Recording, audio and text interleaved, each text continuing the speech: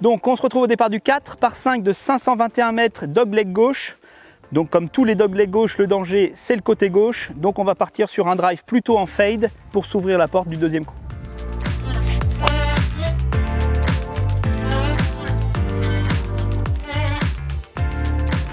Elle est en jeu sur le fairway.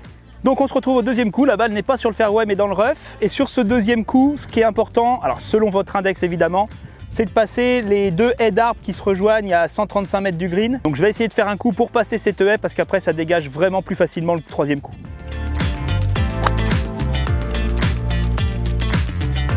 Et c'est plutôt parfait.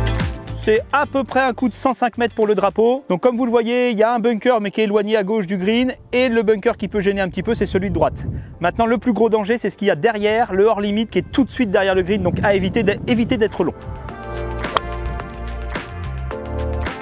C'est une balle bien prise clean, un peu trop tendue, mais qui s'arrête à la bonne distance.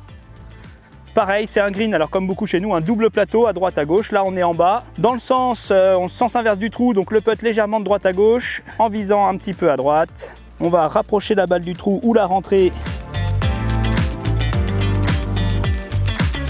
Et c'est pas mal. Le dosage est bon, la direction était pas mal. Le par devrait être facile. C'est fait. Donc on va maintenant se diriger vers le trou numéro 5, 1 par 4, avec comme seule difficulté 2 haies d'arbres encore qui se resserrent à mi-distance du trou. Il faut la passer au départ pour pouvoir après être tranquille.